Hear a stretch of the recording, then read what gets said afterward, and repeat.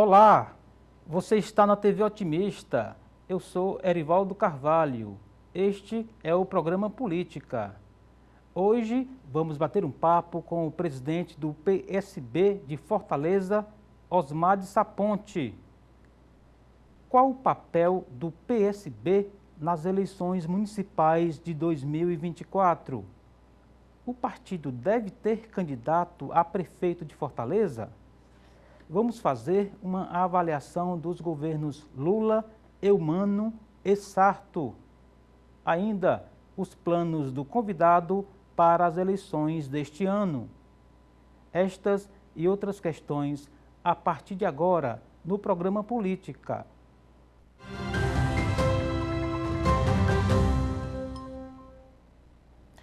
Osmar Saponte é graduado em Ciências Sociais. O convidado é especialista em Filosofia e Economia Política. Osmar Saponte é mestre em Sociologia, onde também é doutorando. O entrevistado é professor da Universidade Federal do Ceará. Com atuação política de esquerda, Osmar Saponte é presidente do Partido Socialista Brasileiro, PSB, na capital do estado do Ceará. E é com o presidente do PSB Fortaleza, Osmar Saponte, que converso no programa de hoje. Professor, presidente do Partido Socialista Brasileiro, os nossos agradecimentos pela visita aqui aos estúdios da TV Otimista, ao programa Política, e já lhe parabenizando aí pela garra, pela força e pela jornada que o senhor tem pela frente, liderando um partido tão importante como o PSB. Tudo bem com o senhor? Tudo bem, eu agradeço aqui, a gente já esteve aqui algumas vezes discutindo como analista, né? Eu fui a minha vida toda analista de programa, a gente já participou do Debate do Povo, participamos de vários jornais, e essa crise política me deu coragem de fazer uma militância mais aguerrida, porque no momento que a gente analisa, e a sociedade está faltando muito opção também, eu acho que a gente tem que dar a nossa contribuição para o processo, né? Eu sou professor, tenho o meu olhar, como você me conhece há muito tempo, de analista, um pouco na ciência, e agora assumi esse desafio do paradoxo de ciência e política, né? Quer dizer, sempre é uma coisa muito complicada, mas a vida é assim, a vida é esse paradoxo. Eu resolvi enfrentar ele assumindo o convite do Eudoro Santana, que é uma pessoa que eu sempre tive muito apreço por ele, para ser presidente do PSB aqui em Fortaleza. Entendi. Professor, vou lhe chamar de professor, sim, de presidente. Na verdade, professor é um dos títulos que eu mais gosto, né, de fazer aí. Eu me orgulho muito disso. Às pessoas, né? Porque de um perfil irretocável, o seu perfil acadêmico, a sua atuação política, mas quando o senhor coloca, professor, que resolveu se quer dar ao chamado, né, do momento político, porque passa a sociedade brasileira, aí abre um certo gancho para eu lhe perguntar o seguinte: à medida em que veteranos, pessoas que têm uma história de luta, como o senhor tem, é chamado para as trincheiras, o que é que está acontecendo? Houve uma crise na geração de lideranças da sua juventude para cá, que não permitiu que outros atores ocupassem esses espaços, ou isso faz parte do processo? Não, eu acho que isso é muito... Eu sempre me via muito como analista, né? Como cientista, como professor. Sim. Embora sempre fui uma pessoa que tinha um engajamento político. Sim. Desde Sobral, quando eu morava, com 15 anos de idade, a gente fazia política lá, estudantil, aqui na universidade. Fui presidente do centro acadêmico, fui candidato a vice-presidente da UNE. Sempre participei, mas era política nesse sentido, da ação cidadã. Nunca aquela política... Não que eu não tenha sido convidado, eu fui do PT muito tempo. Eu fui convidado, assim, de alguma forma, para ser candidato, mas eu nunca me interessei, e muito menos ser presidente de partido e tal. É uma responsabilidade maior, mas... Eu acho que nós passamos por um momento muito difícil nesses últimos 4 anos, né? Onde aqueles que têm o que dizer, têm que se apresentar, têm que ter a coragem de se apresentar. Entendi. A sua forma de ver a política, né? Então, isso foi a minha motivação, né? Um ambiente com o Eudório que eu aprecio bastante, agora o senador Cid, que é meu amigo de infância lá de Sobral também, Sim. entrou no O partido. senhor também é de Sobral e Sim, tem uma juventude em comum ali, né? nós somos, assim, colega desde segundo ano primário, a gente se conhece, né? Lógico, nem sempre tem a mesma trajetória, a mesma concordância, mas são pessoas muito amigas e de uma competência política mostrada, evidenciada já no nosso Estado, né? Então o PSB enriquece, o PSB hoje é bem mais rico e nesse sentido eu me honro em estar nesse cenário presidindo o PSB aqui em Fortaleza, tentando enfrentar esses desafios todos. Certo, mas só voltando à pergunta, a política brasileira vive uma crise de liderança? Eu acho Ou de que a lideranças, política brasileira, ela é um todo, assim, a esquerda governou aí 2 mandatos do Lula, mas praticamente 2 da Dilma, teve aquele trauma. Eu, na primeira vitória do Lula, né, nós estávamos comemorando a vitória do Lula, e eu disse numa minha fala, logo nesse momento, eu disse assim, agora o PT vai ter que aprender a deixar de ser líder e aprender a ser dirigente, né? A diferença de um líder para um dirigente é que um líder, ele lidera uma parte da sociedade. Quando você assume um governo, você está obrigado a liderar a sociedade como um todo. Então, você é um dirigente da sociedade. É um grau de responsabilidade muito grande. Setores da esquerda têm muita dificuldade de entender essa diferença, né? Então, quando assume, ele assume ser líder só daqueles que lhe concordam comigo, né?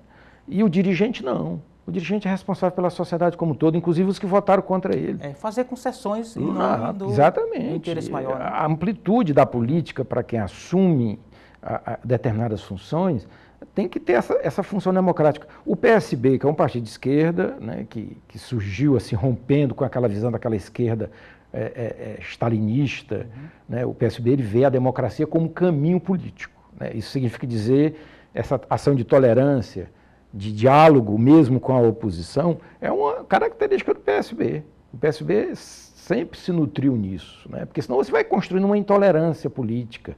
E esse cenário de intolerância política foi a marca desses últimos 4 anos que nós tivemos, né?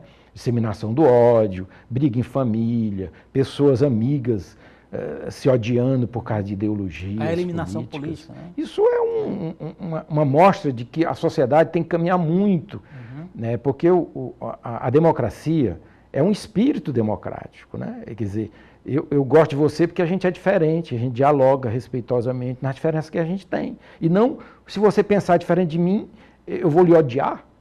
Pelo contrário, eu vou me nutrir da sua diferença para a gente melhorar a minha visão do mundo e você aprender comigo. O que a sua divergência tem a agregar às minhas convicções? Exatamente. Então, essa sociedade pacificada, democrática, por quê? Porque o Brasil é um país muito desigual e um país que tem muito desafio a ser enfrentado. Então, se a gente se unir todos, nós ainda vamos ficar com déficit. Nós vamos precisar ainda de muita força.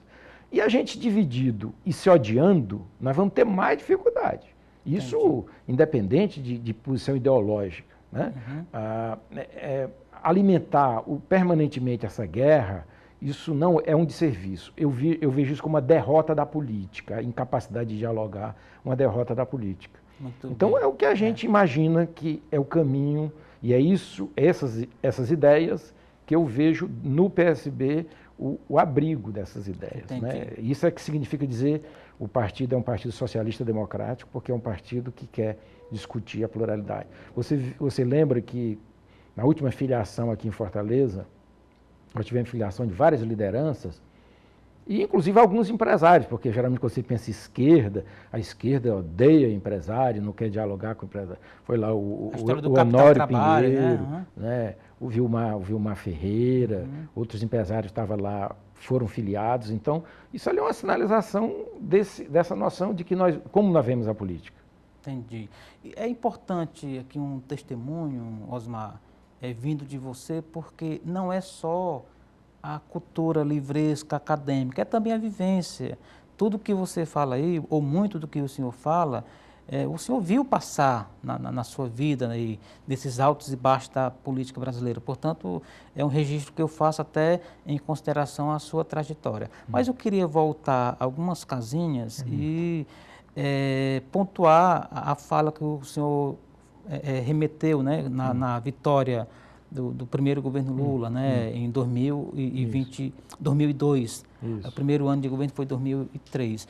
20 anos depois, a esquerda, para não falar só do PT, a esquerda, ela deixou de ser apenas dirigente para ser gestora, ou o senhor acha que essa lição ainda não foi assimilada pela centro-esquerda brasileira? Eu acho que nós temos muito que aprender ainda. A arrogância nos cega, né? Eu acho que a arrogância limita a nossa visão de mundo. E quando você tem uma visão antidemocrática, não está aberta ao diálogo, isso piora, agrava. Então, eu acho, por exemplo, a grande discussão que nós precisamos fazer em Fortaleza é a discussão programática também. Nós temos que fazer essa discussão programática, né? Não é só ter candidato. O candidato, por exemplo, os nomes que nós temos do PSB são os melhores nomes. Agora, nós não saímos gritando aí, dizendo que nós temos os melhores nomes e ponto, queremos que todos se submetam aos nomes que o PSB tem.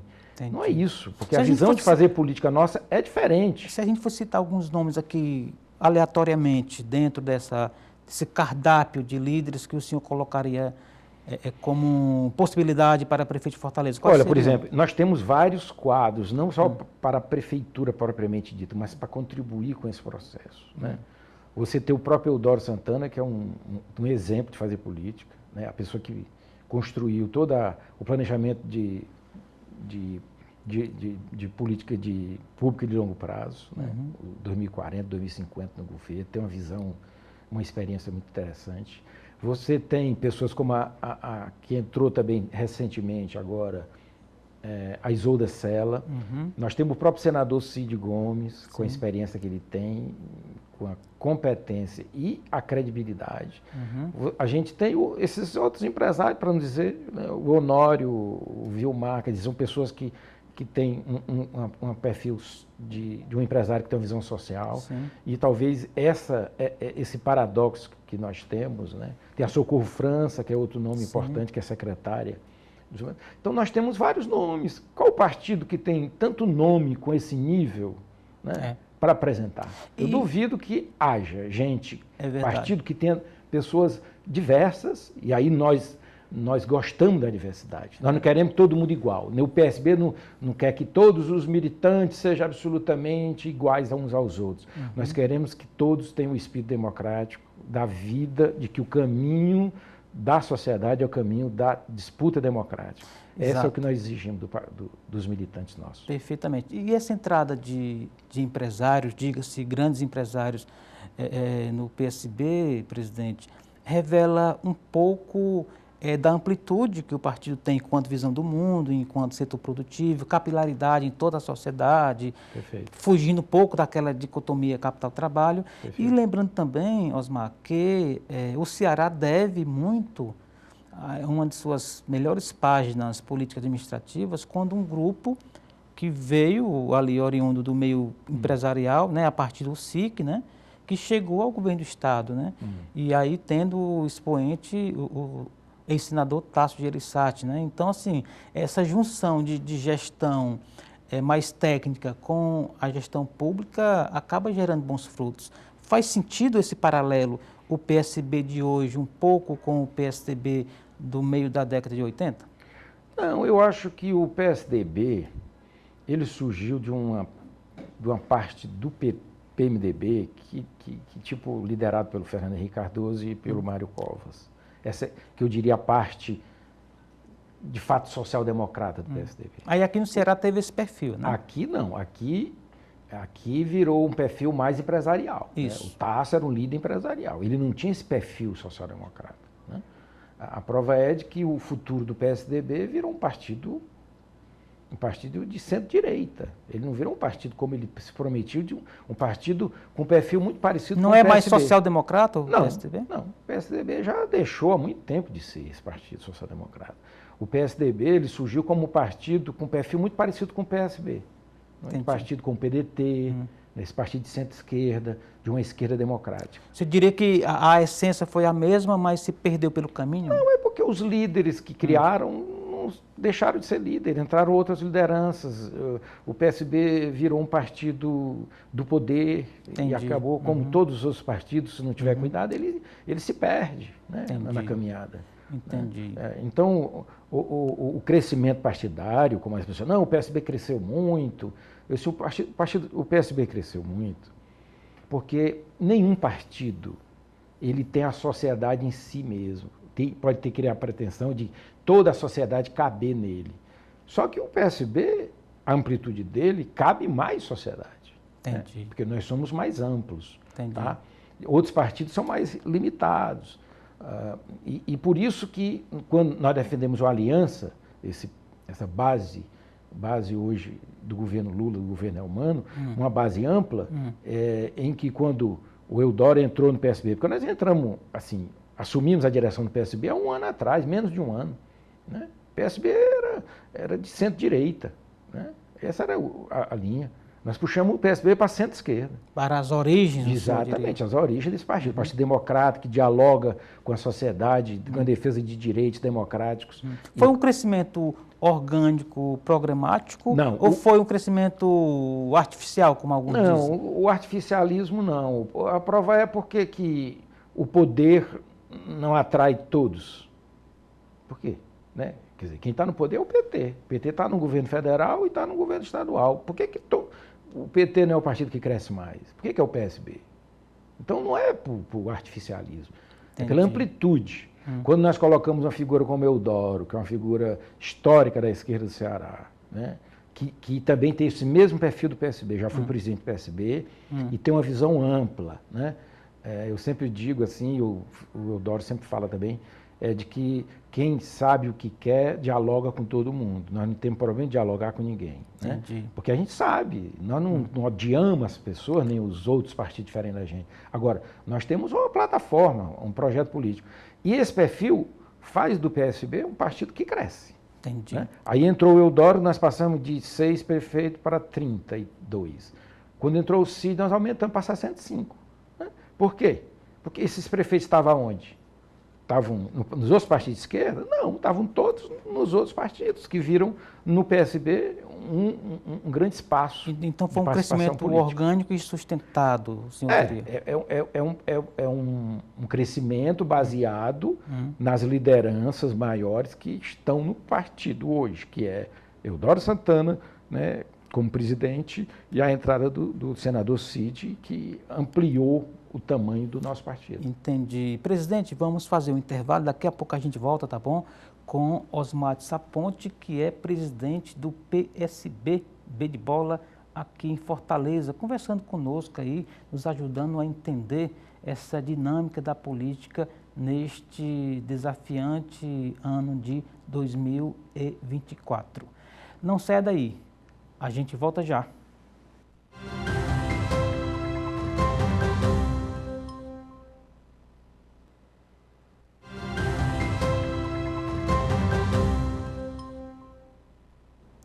Estamos de volta para o segundo bloco do programa Política de hoje.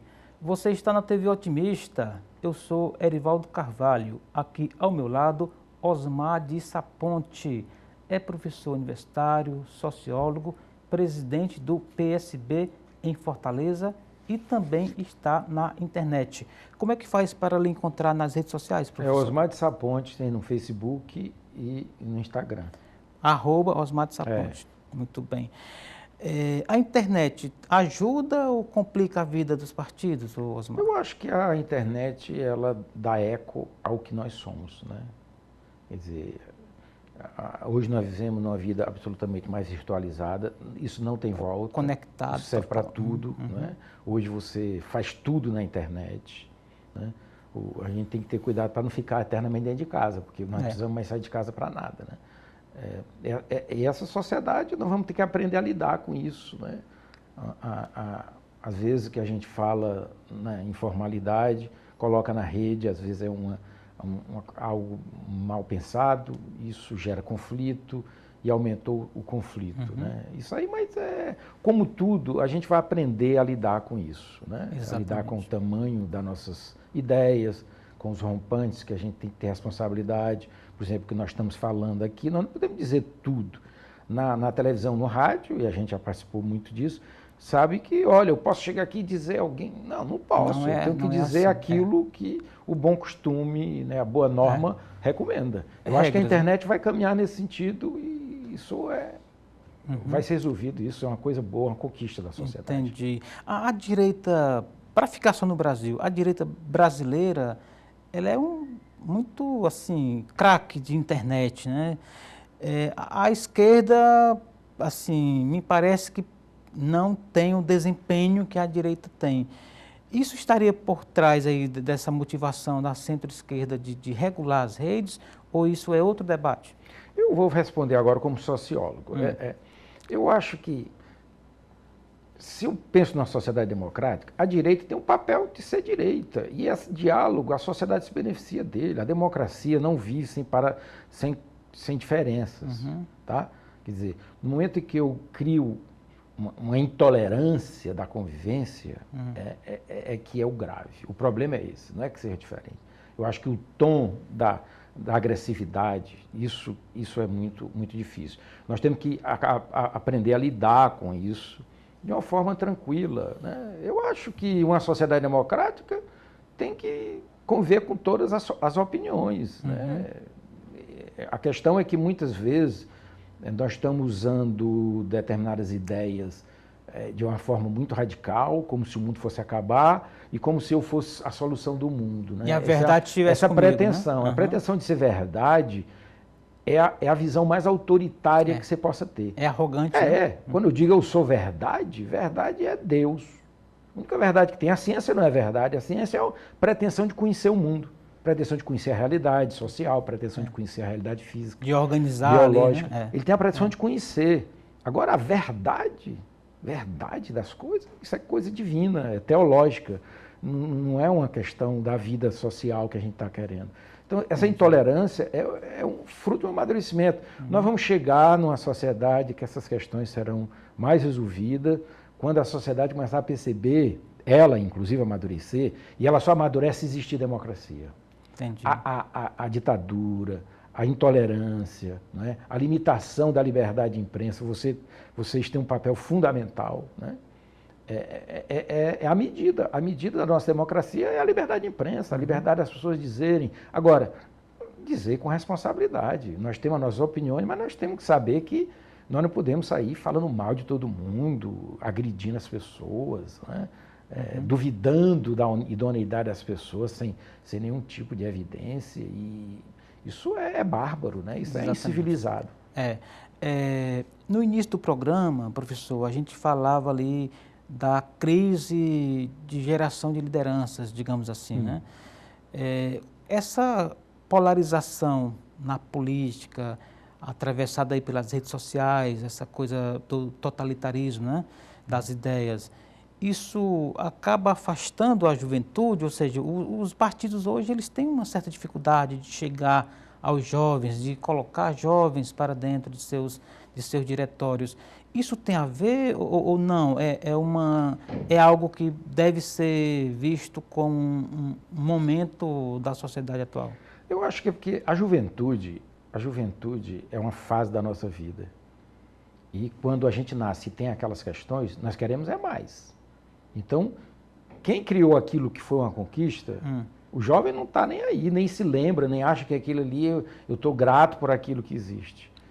A juventude, ela quer, é o futuro, essa lembrança para trás, que ela não sabe nem de onde, como foi construída muitas vezes, ela não vai. Então, muitas vezes quando você constrói uma política baseada numa pseudo-memória que foi construída no passado, você se equivoca, é falta de leitura, é um problema sociológico, né? Antropológico, filosófico, muito mais do que político. O governo Lula está fazendo isso, é uma incapacidade de fazer leitura. Requentando aí alguns problemas sociais. No momento que você governa quase 20 anos, a esquerda governa o país, e naturalmente vai surgir os ressentidos, os que não se sentem contemplados, né? Quando você tem uma postura não de diálogo, né? Para construir as políticas, você vai dizer, não, eu quero aqui a noção do meu próprio partido. Eu acho uma visão equivocada. Né? Por exemplo, se eu sou dirigente de uma cidade e lá essa cidade é plural e quero construir política, eu tenho que ouvir todos os segmentos para construir o que não é o meu partido só. O meu partido é importante porque ele elegeu o prefeito, então ele tem a condição de ser responsável pela condução. Mas a escuta deve continuar democraticamente. Entendi. Até que a gente possa construir um consenso. Se nós formos impor as nossas opiniões de uma forma usando a nossa força política no sentido literal, né? Eu sou maioria na Câmara, eu sou maioria, eu vou impor aquela posição, vai ter reação. Entendi. Porque não foi amadurecido na sociedade, porque não foi discutido. E o governo, ele tem que entender que ele é o governo da sociedade, ele não é o governo do partido. Entendi. Ele tem que discutir democraticamente. Essa é a noção de política que o PSB tem. Com relação a esse contexto que o senhor coloca, como é que está a relação do PSB com o PT na discussão pelas pré-candidaturas a prefeito de Fortaleza, Osmar? Não, quer dizer, nós já falei de vários nomes que a gente tem, inclusive outros, que é tanta gente que a gente às vezes pode esquecer. O PT tem um jeito dele de fazer política, né? Ele escolheu 4 nomes, estão decidindo internamente, mas ao mesmo tempo colocando para fora do próprio partido com exposição, para tentar se viabilizar. É o estilo do próprio PT. Eu não sei se isso é o melhor caminho, né? Porque isso denota o quê?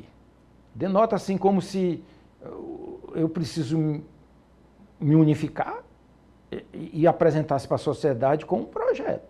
Porque essa que é a questão. Por exemplo, o PSB, se a gente tomar uma decisão de ter um candidato à eleição, já que a gente, como eu falei, nós temos vários nomes, nós vamos chegar lá e vamos resolver nossa diferença internamente, né? E escolher o nome que a gente julga o melhor para aquilo que a gente pretende, dialogando com a sociedade. Tipo, qual é o melhor nome que tem maior simpatia, que a sociedade aprova mais, né?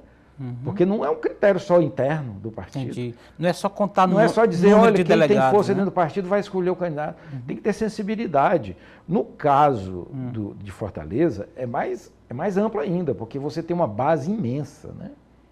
Hoje o governo, o Elmano, o governo do PT, o Camilo, as lideranças maiores aqui do PT, Guimarães. Eles têm força e estão no governo e tal. E tem vários partidos da sua base política que está também no governo. Então precisa dialogar, no meu entender, com todos esses. Entendi. Né? O PSB faria isso, dialogaria com todos. Né? Entendi. Em outras palavras, a gente poderia dizer que não necessariamente a candidatura recairia sobre o PT. Poderia ser, inclusive, entre um dos aliados, é isso? Se o PSB estivesse no governo, nós íamos olhar, assim, desses candidatos que estão aí, dos diversos partidos que estão na base, quem é o melhor nome para ganhar a eleição? Porque nós queremos, né, ganhar. Eu acho que não adianta eu ter o melhor candidato para mim, que eu ideologicamente concorde com ele, e não combinar com mas que a sociedade não concorde. E aí, o que adianta? Essa postura egoísta da minha parte, eu vou usar minha força política para impor o meu nome, sem ouvir essa base de vários partidos? O próprio PDT, já que estamos falando aqui de economia doméstica alheia, cometeu esse erro, né? Gravíssimo. Em 2022, né? Houve uma decisão quase que autocrática, não combinaram com os eleitores, deu no que deu, né? Deu no que deu. Então, já temos muitas lições de mal condução política, né? Eu acho que quando aparecer os candidatos, porque na verdade existe um conjunto de pré-candidatos e tal, agora o prazo vai começar, e nós vamos dialogar, vamos ver as pesquisas, quem são os melhores nomes, não é? Sem não antes ser contra isso, aquilo. Quer dizer, nós temos, os candidatos todos são pessoas que se apresentaram aí, todas pessoas dignas e que a gente tem o maior apreço, o partido, o PSB tem respeito, o Evandro, a Luiziane, temos todo apreço. Né? O próprio Evandro foi convidado para vir para o PSB, Poderia ter vindo também. Aí nós teríamos mais esse outro nome. Outra né? opção. Uhum. É uma figura que a gente tem um respeito bastante grande com ele. A Luiziane é uma pessoa histórica do PT. Sim. Isso, por enquanto, não existe candidatura. Né? Eles dizem, não, o PSB tem candidato, isso não tem nenhum. Tem uns pré-candidatos que estão disputando dentro dos seus partidos. Agora é aquela história também, né? Que quando há muitos nomes é porque não há o nome, né? Não há o nome, exatamente. E outra coisa, o senador Cid, ele disse uma coisa que eu concordo muito, ele disse assim, nós precisamos discutir qual é o projeto para Fortaleza. Discutir a realidade, discutir as coisas. A política está passando por uma crise. O PSB fez há uns 2 anos atrás, um grande congresso que foi discutido, que é um congresso de autorreforma. Autorreforma do partido, dessa relação do partido com a sociedade. Se repensando a si mesmo. Porque a política está muito com uma certa credibilidade diminuída. Tá. Né? E a gente tem que ter sensibilidade para entender que nós precisamos ver a política de outro jeito, porque a sociedade já está vendo assim. A gente tem que ter, ao mesmo tempo, essa transparência e essa sensibilidade de ouvir, não é? E de tomar atitudes que denote que nós estamos querendo mudar essa relação com a sociedade. Entendi. Eu vou fazer uma pergunta para o sociólogo, né? Além de o presidente do PSB de Fortaleza. É o seguinte, sobre hegemonismo político, né?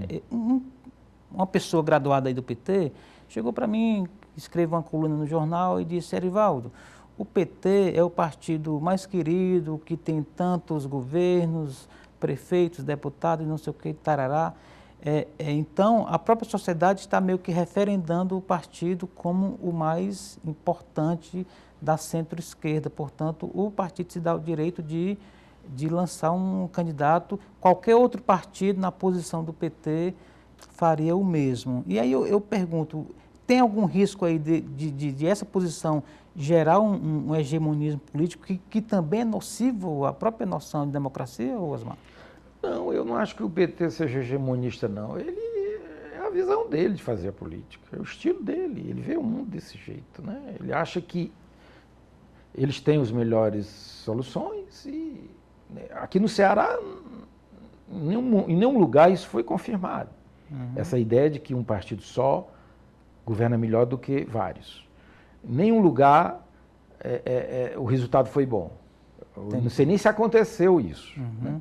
Aqui, desde o tempo que a Luiziane ganhou a eleição, ganhou com apoio de vários partidos, depois o Cid foi eleito com apoio do PT. O Cid desde Sobral, ele sempre governou com os aliados. Na época era PSDB e PT. Isso. Aí era soma de forças. Quando a Luiziane ganhou, depois foi o Cid ganhou com essa coalizão grande e que somou. Né? Ficava o PT em Fortaleza e o Cid, que era do PSB, inclusive na época ele era do PSB, dirigindo o governo. E sempre fazia essa mudança. Isso é bom que os estilos diferentes, né? Eu acho que isso é muito interessante. Eu acho que, como nós passamos por essa autorreforma, quer dizer, é quase uma autocrítica de como a gente vê a política, talvez a gente esteja com certa compreensão, o PSB, de que nós precisamos ouvir mais, ter uma empatia maior com a sociedade, que as soluções não estão necessariamente dentro do próprio partido. O partido ele tem que ser expressão da sociedade. O partido político, qualquer que seja ele corre o risco de virar uma bolha, Osmar? Esse é o problema. Se ele não dialogar permanentemente, se ele não tiver sensibilidade e ele se achar que ele é a solução para tudo, ele acaba se blindando contra o que a sociedade pensa. E aquela verdade interna fica, às vezes, até um partido anacrônico. Pode virar dogmática, pode virar uma coisa muito ideológica, né, estritamente ideológica. E a política, ela, embora, por exemplo, nós somos um partido que tem uma base ideológica, mas nós somos um partido, nós temos convicção disso. Isso é um paradoxo, porque no momento que eu tenho ideologia, mas eu preciso gerenciar também um pouco do interesse geral da sociedade. A divergência e tal. Do interesse geral da sociedade, eu tenho que me abrir para a democracia. Né? A vida sempre é desafio, porque se a política se gerisse só com base ideológica, Seria muito fácil, cada um fazia seu livrinho, está aqui, não precisa nem ter lido, basta escolher. Não é assim, a política é muito dinâmica, porque a dinâmica a sociedade é dinâmica também, não é? Entendi.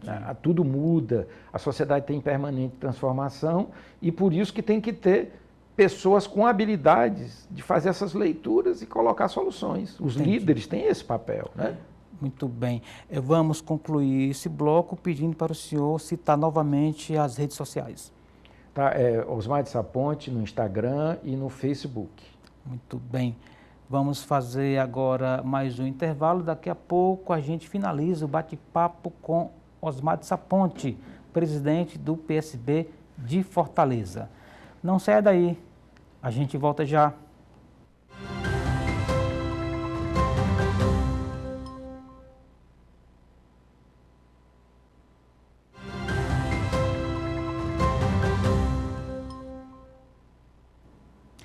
Estamos de volta para o terceiro e último bloco do programa Política de hoje. Osmar de Saponte está conosco aqui no programa Política. Eu sou Erivaldo Carvalho, você está na TV Otimista. É ano eleitoral, portanto, período, presidente, em que os governos naturalmente são avaliados, até porque vem aí muito puxador de voto, tem candidato apoiando fulano, Beltrano. Portanto, vamos fazer aqui uma rodada sobre os três governos, né? Governo federal, governo estadual e governo municipal, na sua perspectiva, né, de liderança de um partido que está nesse jogo político, nesse jogo democrático. Quer começar pelo governo Lula?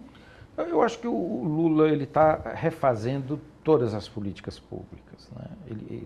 Ele recebeu o país arrasado, totalmente destruído. Todas as políticas deixaram de existir. Não houve nada que pudesse ser pensado no contraponto ou realmente foi... Sinceramente, recebeu zerado o governo? Por exemplo, eu até queria que você me ajudasse. Não, estou perguntando aqui. Eu não consigo ver. Sinceramente, eu estou procurando ser o mais honesto e imparcial possível. Entendi. Eu não consigo ver em nenhuma política o que foi acontecer. Até porque a visão... Nem o agronegócio, já que me veio a memória agora. O agronegócio, ele se auto-regula. O agronegócio não precisa de governo. Entendi. Às vezes até atrapalha, né? Não precisa. Existe um mercado imenso, o agronegócio todo mundo quer comprar e está lá. Qual é a política? A política é de crédito. Só se for a política de crédito, que isso aí está lá nos bancos. Entendi. É uma coisa de ganhar dinheiro. Isso independe de governo. Você nota que todas as políticas, isso ali não depende de governo, mesmo agora ou no governo anterior. Então ali é uma questão econômica, né? Que roda só, basicamente. Quer dizer, não teve, foi destruído. Na área de assistência social foi destruída, na área de trabalho foi destruído, na área de saúde, da vacina, nem vacina tinha, quer dizer, uma luta contra a vacina, morreram milhões de pessoas desnecessariamente. Quer dizer, você teve, na educação foi destruído tudo, recurso para a merenda escolar. Quer dizer, essa é a terra arrasada que o Lula recebeu. Então, nesse período aí de um ano e pouco, eu acho que foi construído muita questão. Agora, falta muita coisa ainda, né? O Brasil é um país bem contraditório, quer dizer, ele elege um Congresso Nacional com perfil de centro-direita e elege um presidente de esquerda, né? Então, o bem presidente esquizofrênico, Lula, né? não, pois é. Agora, se o contexto é esse, e nós estamos falando aqui de debate, de diálogo, qual é o caminho? É o diálogo, é construir caminho de diálogo, né? Porque o Congresso Nacional, e aí você viu a última pesquisa que teve, o Congresso Nacional tem aumentado a sua aprovação. Isso. Você está entendendo? Em função de que ele está representando isso, né? A representação social. Mesmo assim, a sociedade, tendo um perfil conservador, elegeu o presidente Lula para governar o país. Quer dizer, tem que ser um governo muito ruim, o governo anterior, para acontecer isso, né? Então não tem defesa que possa ter para o governo passado. Entendi. Um governo que não tem qualidade absoluta. Algumas atitudes está mostrando agora até de responsabilidade contra eles mesmos, né? Processos que estão sendo feitos. Então, eu acho que o Brasil está sendo reconstruído com todas as dificuldades, mas o Brasil teve muita conquista, cresceu tudo, baixou a inflação, superávit de primária aumentou. Quer dizer, o Brasil está no caminho mais ou menos certo. De Eu qualquer acho que tem que forma, melhorar na política. Entendi. O Lula viajar menos, cuidar mais das viagens internas no Brasil e cuidar das políticas públicas internas no Brasil. E aí eu acho que o Lula vai ficar muito bem na fotografia. Entendi. O senhor avalia que ao longo do processo o Lula possa entregar um pouco do que ele vendeu na campanha, de ser mais ou menos uma retomada ali do primeiro governo, do segundo, Isso. Porque até agora, na média geral, as pessoas estão meio que frustradas porque esperavam um primeiro governo Lula, né? A minha percepção é de que o fato do Lula ter que sair muito do Brasil para refazer a imagem internacional que foi destruída do Brasil lá fora, isso a população pode ter se sentido, eu não tenho certeza, mas eu acho que ela pode estar se sentindo abandonada. Você se elegeu para ficar viajando, então tem que voltar para cá, cuidar daqui. Entendi. O Brasil precisa de um presidente. Então eu acredito que daqui para frente o Lula ele vai ficar mais internamente do Brasil e vai ficar cuidando mais dos problemas brasileiros e com isso eu acho que vai melhorar o desempenho do governo federal. O governo Eumano de Freitas, como é que está? O governo Eumano de Freitas é exatamente o contrário, porque o governo do Camilo foi um dos governos que eu diria assim, quase um milagre. Ele é um governo que tinha um presidente da República inimigo, adversário político, cortando recursos, tirando todos os benefícios dos estados. O governo anterior perseguia, não só do partido dele, mas de todos os partidos, recursos para a prefeitura, recursos para o governo do estado, né? O ICMS foi cortado para tudo, para fazer populismo, para ver se ganhava a eleição. E o Camilo foi um excelente governador. E não foi Covid, etc. Não foi à toa que ele foi o mais bem votado senador proporcionalmente do Brasil. Então, o Eumano, ele herdou, o contrário do Lula, que herdou uma terra arrasada, o Eumano herdou uma grande realização, uma grande conquista. Então, aí agora o ônus é manter-se pelo menos no mesmo nível, né? Agora, por que, professor, que Lula herdou uma terra arrasada, segundo as palavras do senhor, de Bolsonaro, e Eumano herdou um bom governo de Camilo? Por que ambos, tanto Lula como Eumano, estão caindo na aprovação? Exatamente. Como eu falei, o Lula teria que fazer aquelas mudanças que eu já falei, e eu acho que o Eumano precisa fazer esse ajuste. Naturalmente não se consegue ser bom sempre, né? Isso faz parte da conjuntura. Claro. Né? Eu acho que o governador Eumano é um governador que ganhou aí com muita força no primeiro turno. O primeiro ano é sempre um ano de crise, e eu acredito que é um desafio imenso manter-se no mesmo nível da qualidade do governo Camilo, né? Como meta de ser atingido, porque o Ceará estava muito bom em tudo, mas eu acredito que o Eumano tem uma base, né, que ele tem capacidade de fazer política e ele vai entregar no fim do governo um governo no mesmo padrão do Camilo. Quer dizer, Entendi. Já sabe o caminho, né? Entendi. E o governo Sarto, presidente, do qual inclusive o PSB já fez parte, só que em outro contexto, né? Apoiei. Eu pessoalmente votei no Sarto, né? Nós votamos nele, o PSB apoiou o Sarto. Eu era do PSB nessa época. Mas eu não me iludo eu não me decepcionei com o Sarto, porque eu sabia que o limite dele era o limite do que está aí sendo mostrado, né? Você tinha um governo do Roberto Cláudio, que tinha uma visão mais ampla da urbanidade, e hoje você tem um prefeito que passou 2 anos para assumir o governo, né?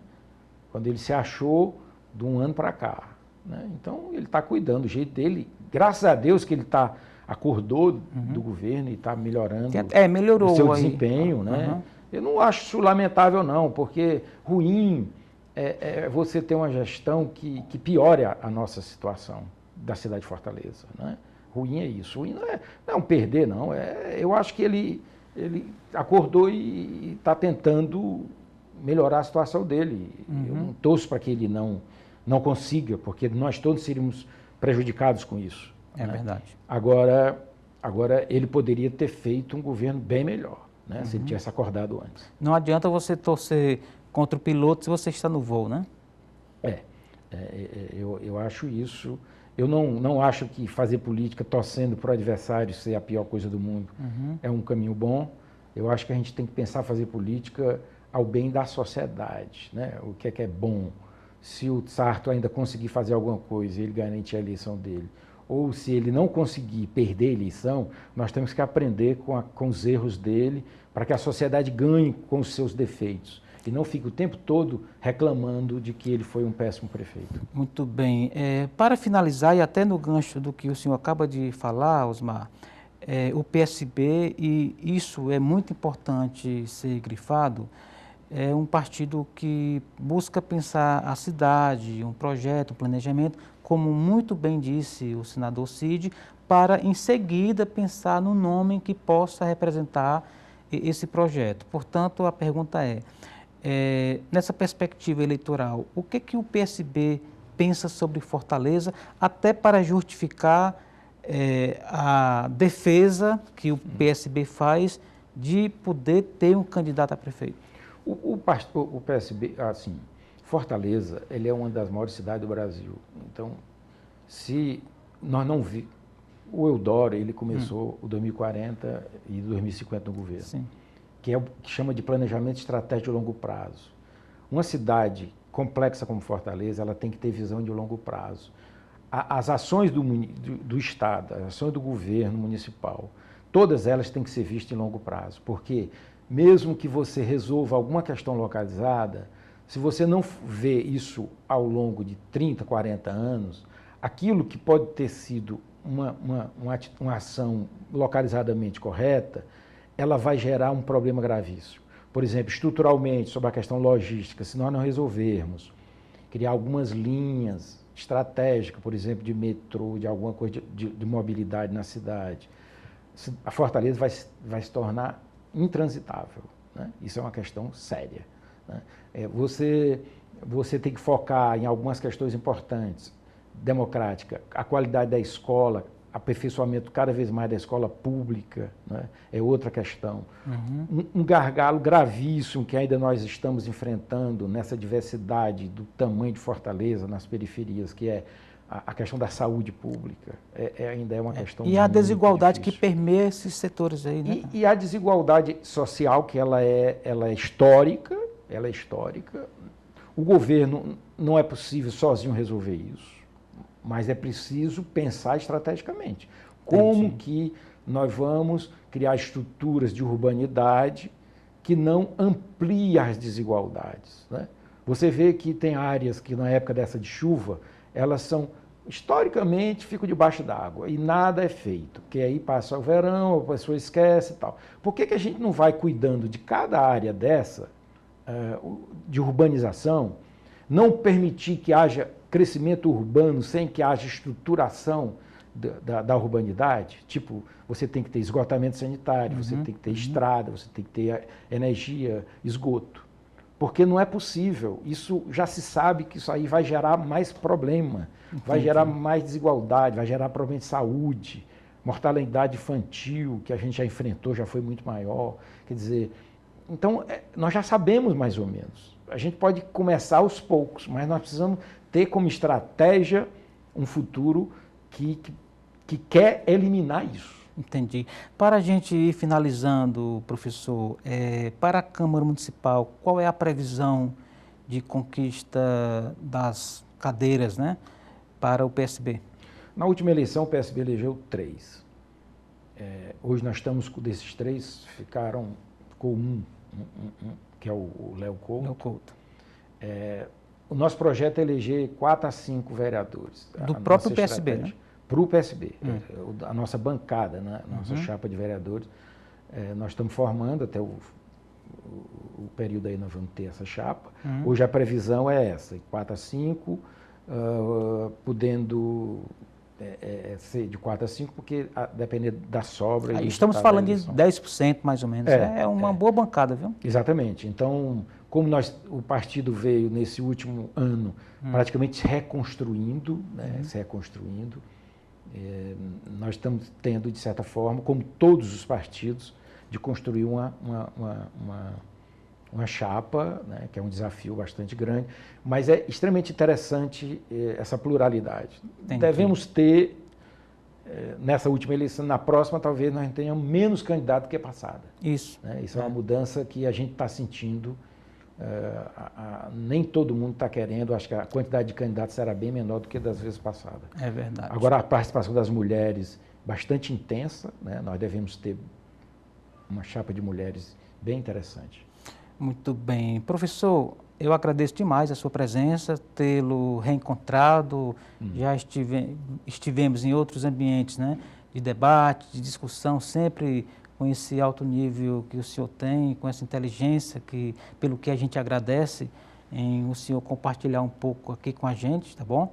Apareça, boa sorte na caminhada, parabéns aí pela estrada e faça aí as suas despedidas finais por hoje.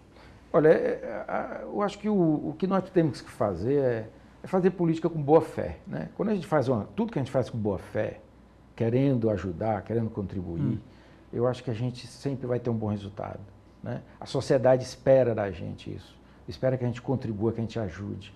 Essa coisa de ficar brigando com os outros como questão prioritária da política, isso é uma coisa que não leva a nada e não leva a bom resultado. Eu acho que a gente tem que se mostrar para a sociedade a nossa boa fé, os nossos objetivos e ser capaz de convencer a sociedade de que nós temos os melhores projetos. Se for assim, nós vamos ser escolhidos. Se não, é porque nós não temos os melhores projetos ou não conseguimos nos comunicar. E nesse sentido é que o PSB se organiza, com tolerância, determinação e o sentido social de que a política precisa ser resgatada. Muito bem, muito obrigado mais uma vez. E assim chegamos ao final da edição de hoje do programa Política. A todos o nosso muito obrigado pela companhia. Até o nosso próximo encontro. Forte abraço.